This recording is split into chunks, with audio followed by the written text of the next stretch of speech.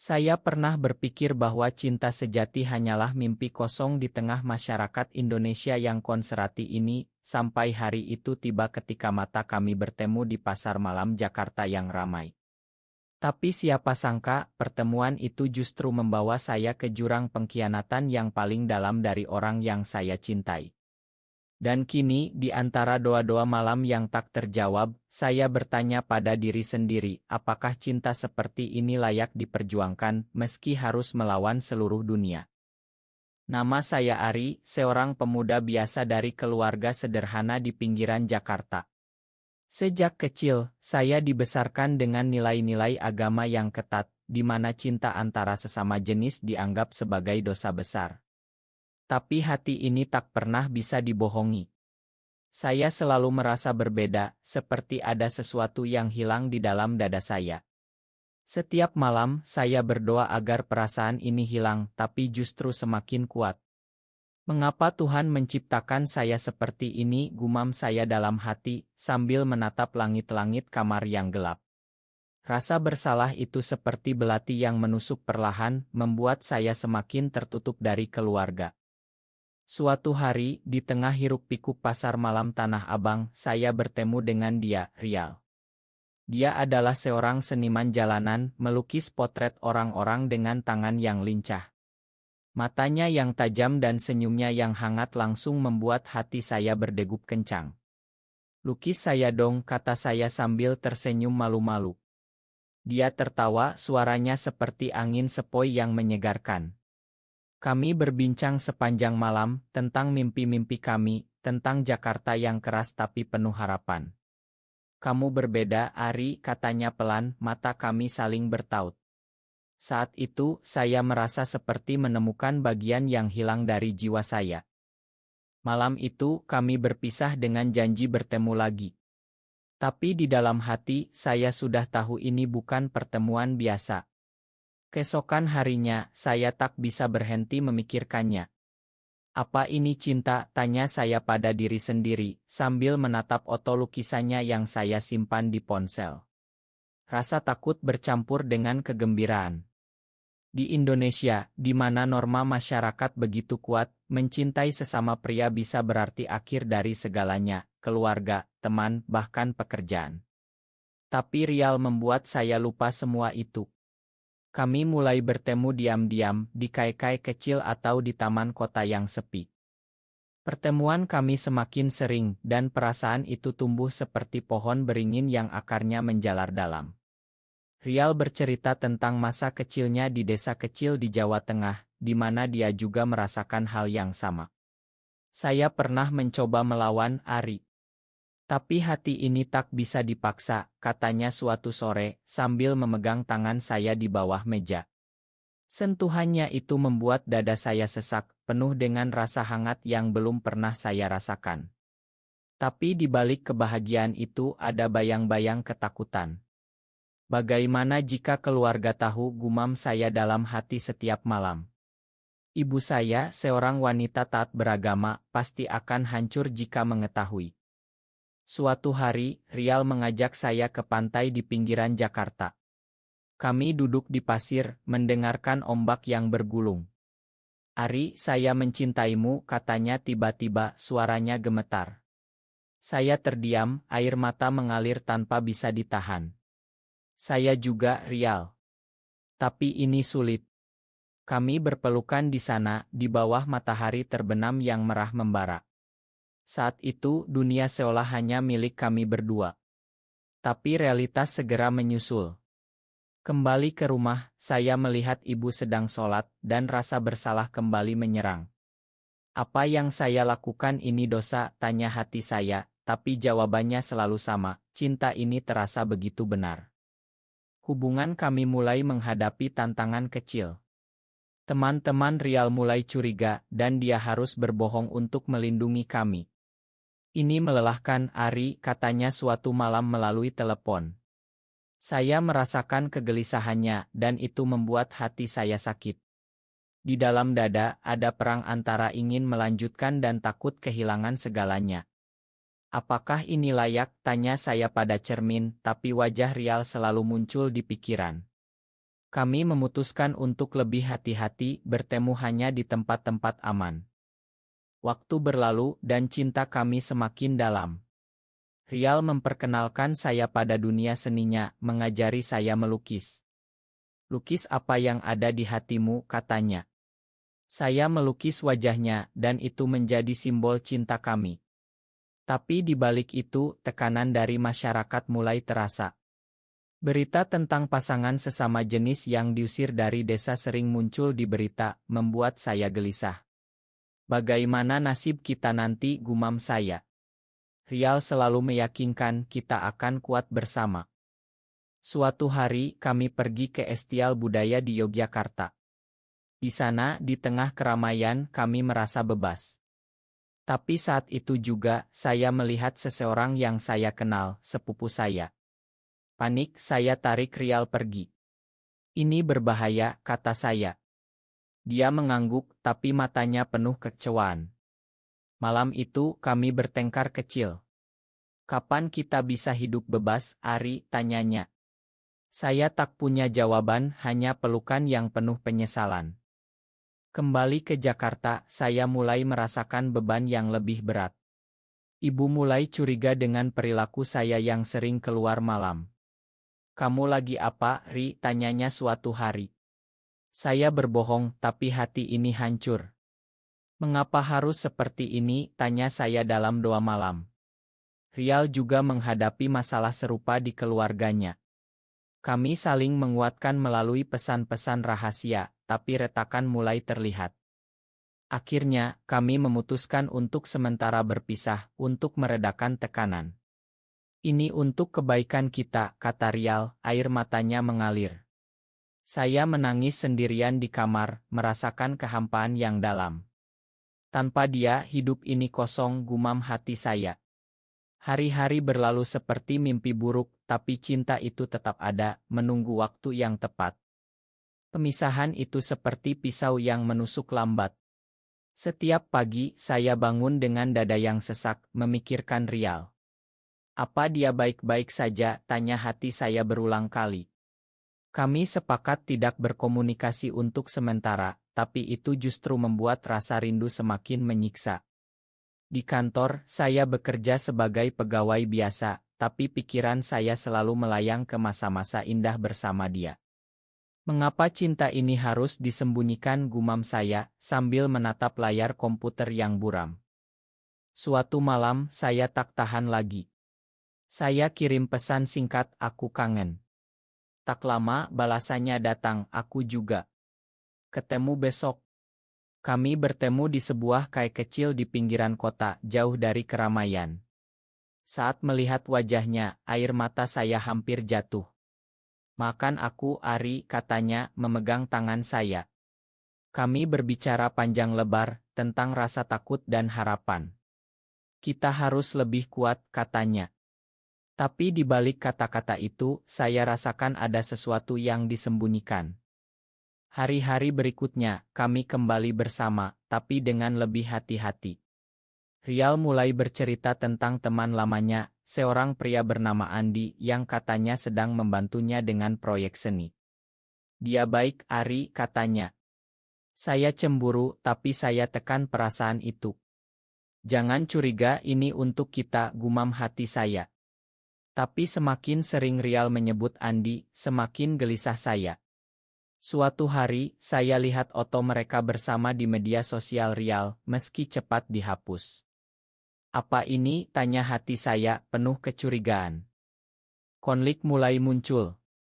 Kami bertengkar hebat suatu malam. "Kamu lebih sering dengan Andi daripada aku," bentak saya. Rial membela diri, dia hanya teman. Tapi matanya tak bisa berbohong. Saya pulang dengan hati hancur, menangis sepanjang jalan. "Apakah ini akhir?" tanya saya pada bintang-bintang. Malam itu, saya tak bisa tidur, memikirkan kemungkinan pengkhianatan.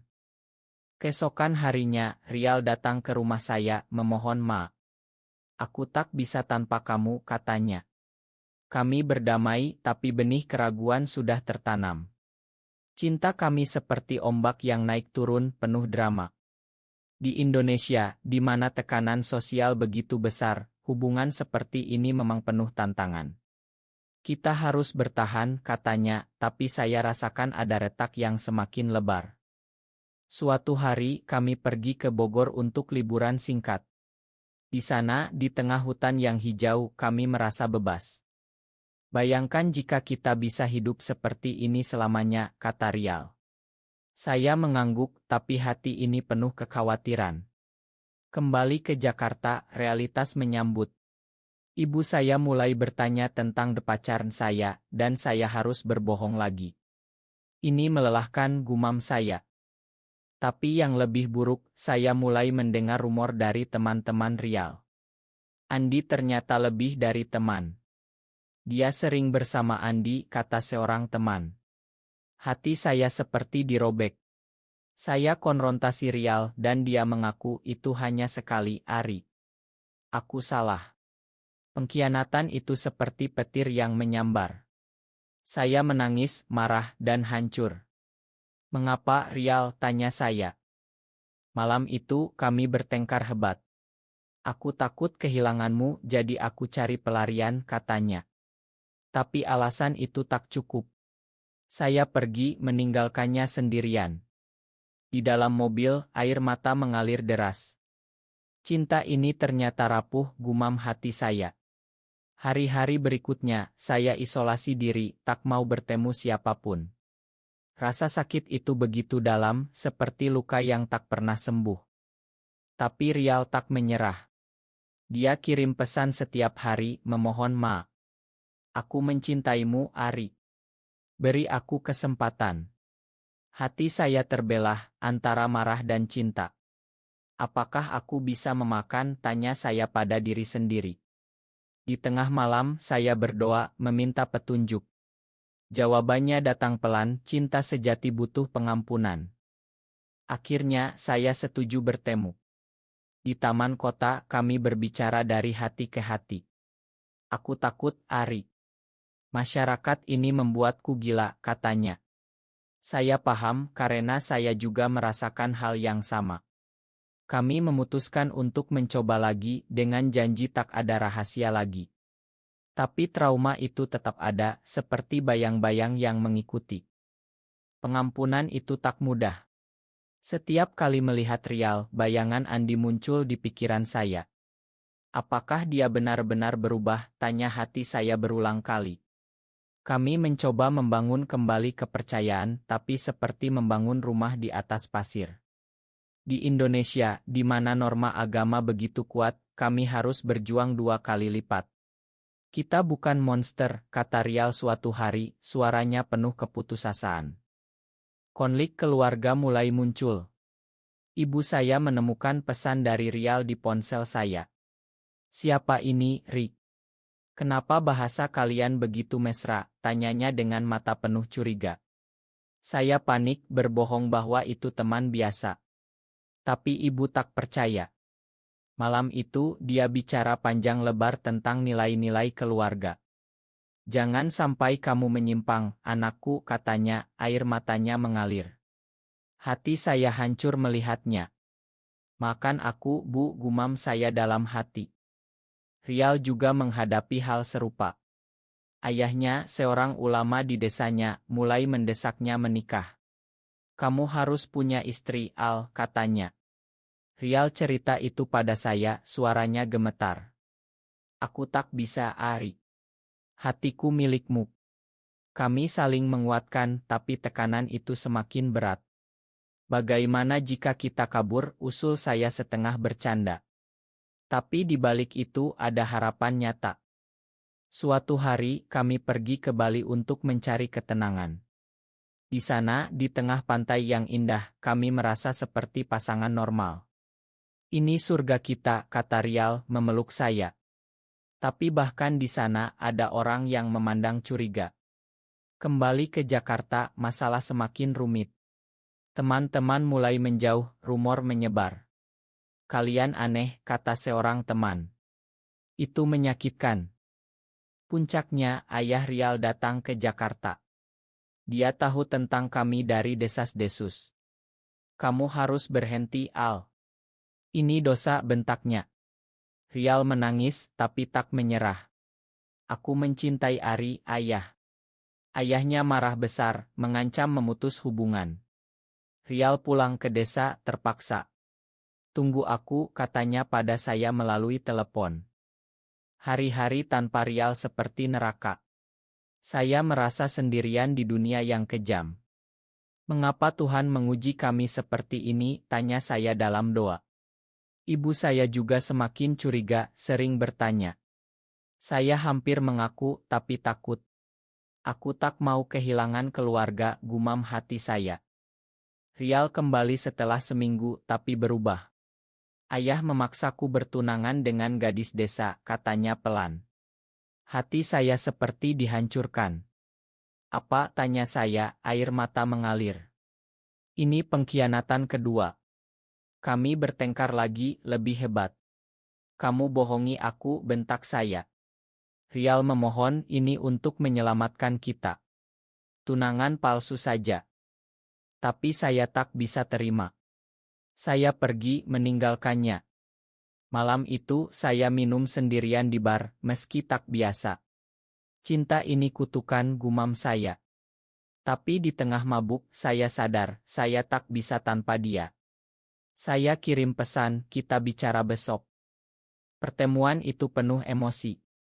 Rial jelaskan semuanya, tunangan itu hanya akal-akalan untuk menenangkan ayah. Aku tak akan menikahinya, katanya.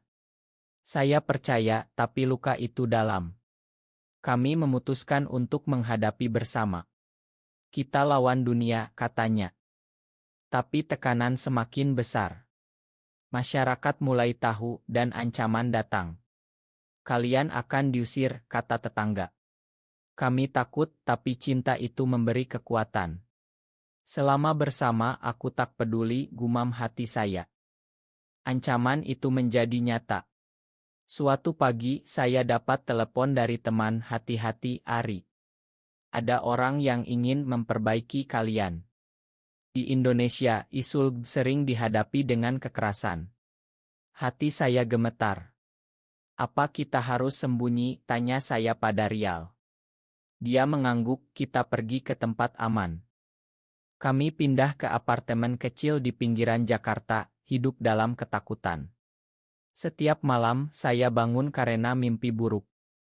Bagaimana jika mereka datang, gumam hati saya. Rial selalu memeluk saya, kita kuat. Tapi di balik itu, saya rasakan dia juga takut. Cinta kami sekarang penuh drama, seperti film tragedi. Keluarga semakin menekan. Ibu saya datang ke apartemen, menangis. Pulanglah, Ri. Jangan seperti ini. Saya tak bisa bohong lagi. Bu, aku mencintai Rial, kata saya gemetar. Ibu shock, marah, dan sedih. Ini salah. Kamu harus berubah, katanya. Hati saya robek melihatnya pergi dengan air mata. Ayah Rial juga datang membawa ulama. Ini setan. Kalian harus tobat, bentaknya. Kami dihadapkan pada pilihan berpisah atau diusir. Rial menangis, aku tak bisa, ayah. Pertengkaran itu hebat, penuh emosi. Akhirnya mereka pergi, tapi ancaman tetap. Di tengah badai itu, cinta kami semakin dalam. Kami saling cerita tentang masa lalu, tentang luka-luka yang disembunyikan. Aku pernah mencoba bunuh diri karena ini, kata Rial pelan. Saya terkejut, memeluknya erat. Jangan pernah lagi, kata saya. Momen itu membuat kami lebih dekat, tapi juga lebih rapuh. Suatu hari, Andi muncul lagi. Dia datang ke apartemen memohon maaf. Aku salah, Al. Tapi aku masih mencintaimu. Saya marah, tapi Rial tegas, pergi, Andi. Hatiku milik Ari. Itu memberi saya harapan, tapi juga mengingatkan pada pengkhianatan lama. Tekanan mencapai puncak ketika tetangga melaporkan kami ke polisi. Kalian melanggar norma, kata mereka. Kami ditangkap, diinterogasi. Ini bukan kejahatan, kata Rial tegas. Tapi di Indonesia, meski tak ilegal, tekanan sosial besar. Kami dilepas, tapi dengan peringatan. Kembali ke apartemen, kami menangis bersama. Apa kita harus berpisah? Tanya saya. Rial menggeleng, tidak. Kita lawan. Tapi hati ini penuh keraguan. Cinta ini terlalu sakit, gumam saya. Malam itu, kami bicara panjang. Mungkin kita perlu bantuan, kata Rial. Kami cari komunitas di Jakarta, meski rahasia. Di sana, kami bertemu orang-orang seperti kami, berbagi cerita. Kalian tak sendirian, kata seorang. Itu memberi kekuatan baru. Tapi tragedi datang. Ibu saya sakit karena stres. Ini karena kamu, kata adik saya. Hati saya hancur. Saya pergi ke rumah, memohon Ma. Bu, aku tak mau kehilanganmu. Ibu pelan-pelan memahami, meski sulit. Aku mencintaimu, Ri. Tapi ini berat. Rial juga berjuang dengan ayahnya. Berikan waktu, katanya. Kami memutuskan untuk sementara hidup terpisah lagi untuk menangkan keluarga. Ini bukan akhir, katanya, mencium kening saya. Pemisahan kedua ini lebih menyiksa. Setiap hari, rasa rindu seperti api yang membakar. Tanpa dia, aku bukan apa-apa, gumam hati saya. Tapi di balik itu ada harapan untuk masa depan yang lebih baik. Hidup terpisah membuat saya seperti mayat berjalan. Setiap malam, saya menatap Otorial, air mata mengalir. Mengapa nasib kita seperti ini, tanya hati saya pada Tuhan. Di Indonesia, di mana toleransi masih langka, cinta kami seperti mimpi yang tak boleh ada. Tapi saya tak bisa menyerah. Saya mulai bergabung dengan kelompok advokasi secara diam-diam, belajar tentang hak-hak kami. Suatu hari, Rial hubungi saya, ayahku mulai melunak. Harapan muncul. Kami bertemu rahasia di sebuah masjid tua, tempat kami pertama kali berdoa bersama. Aku tak bisa tanpa kamu, katanya, suaranya penuh emosi. Kami berpelukan tapi takut dilihat orang. Kita harus sabar, kata saya. Tapi badai belum berakhir. Andi kembali, kali ini dengan ancaman. Jika tak bersamaku, aku akan sebarkan rahasiamu, katanya pada Rial. Rial cerita itu pada saya, panik. Apa kita lakukan, tanyanya. Saya marah, lawan dia. Kami laporkan ke polisi meski berisiko. Ini untuk kita, kata saya. Proses itu melelahkan, penuh drama. Andi ditahan, tapi rumor menyebar luas. Keluarga kami tahu semuanya. Ibu saya datang lagi, kali ini dengan air mata bahagia. Tidak, masih sedih. Kenapa kamu tak bilang dari dulu, tanyanya. Saya jelaskan semuanya, tentang cinta yang tulus. Bu, ini hatiku. Pelan-pelan ibu mulai menerima, meski butuh waktu. Ayah Rial lebih keras. Dia datang dengan amarah, tapi Rial tegas, ini hidupku, ayah. Pertengkaran itu penuh air mata, tapi akhirnya ayahnya pergi dengan kata, pikirkan lagi. Itu kemajuan kecil. Di tengah itu, kami menghadapi masyarakat. Demo anti di Jakarta membuat kami takut. Kita sembunyi dulu, kata Rial. Tapi saya muak. Tidak. Kita harus bangga. Kami ikut kampanye online anonymously.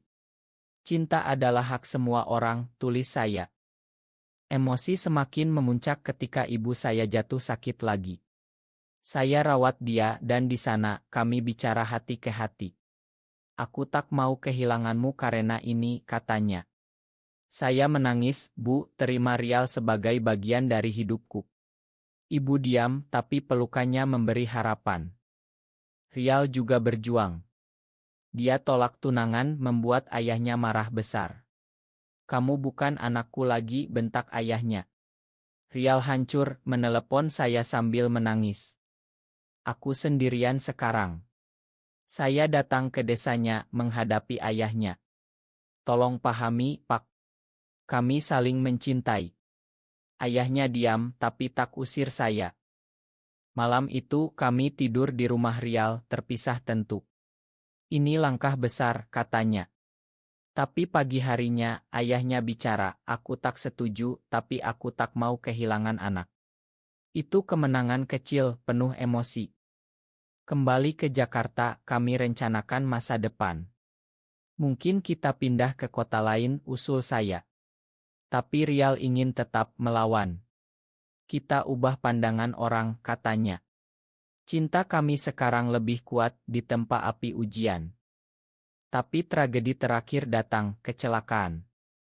Rial tertabrak saat pulang dari pertemuan. Saya dapat kabar, berlari ke rumah sakit.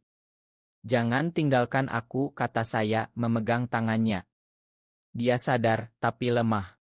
Aku mencintaimu selamanya, katanya pelan. Hari-hari di rumah sakit penuh doa dan air mata. Keluarga kami datang melihat kami bersama. Ibu saya peluk ayah Rial, mereka saling mencintai. Perlahan penerimaan datang. Rial sembuh pelan-pelan, tapi kecelakaan itu mengubah segalanya. Di rumah sakit, kami punya waktu untuk merenung. Ini tanda dari Tuhan, kata Rial, suaranya lemah tapi penuh harapan. Saya mengangguk, kita harus lebih kuat. Keluarga kami mulai berkumpul, meski awalnya tegang. Ibu saya bawa makanan untuk Rial, ayahnya datang dengan doa. Mungkin ini ujian, kata ayah Rial pelan. Penerimaan tak datang seketika. Ada pertengkaran, air mata, tapi juga pengertian. Aku tak paham, tapi aku lihat kalian bahagia, kata ibu saya suatu hari. Hati saya penuh syukur. Terima kasih, Bu. Rial juga bicara dengan ayahnya, ini bukan pilihan, ayah. Ini aku. Ayahnya diam lama, lalu peluk dia. Makan ayah. Keluar dari rumah sakit, kami hidup lebih terbuka. Tak lagi sembunyi-sembunyi, meski masih hati-hati. Masyarakat masih bisik-bisik, tapi kami tak peduli. Cinta kita lebih besar dari itu, kata Rial. Kami mulai ikut komunitas, membantu orang lain seperti kami. Ini perjuangan bersama, gumam hati saya. Tahun berlalu, dan cinta kami semakin matang. Kami tak menikah secara resmi, tapi di hati kami sudah satu. Keluarga menerima meski butuh waktu. Kalian anak-anakku, kata ibu suatu hari saat kami kumpul makan. Ayah Rial juga melunak, bahkan ajak kami ke desa. Di akhir perjalanan ini, saya sadar, cinta tak mengenal batas. Di Nusantara yang indah tapi keras ini, kami temukan kedamaian. Terima kasih atas segalanya, kata Rial suatu malam di bawah bintang. Saya peluk dia, selamanya bersama. Kini setiap hari adalah berkah. Kami hidup dengan hati terbuka, menginspirasi orang lain. Cinta adalah hak manusia, gumam saya. Dan di tengah badai yang pernah kami hadapi, kami temukan pelangi.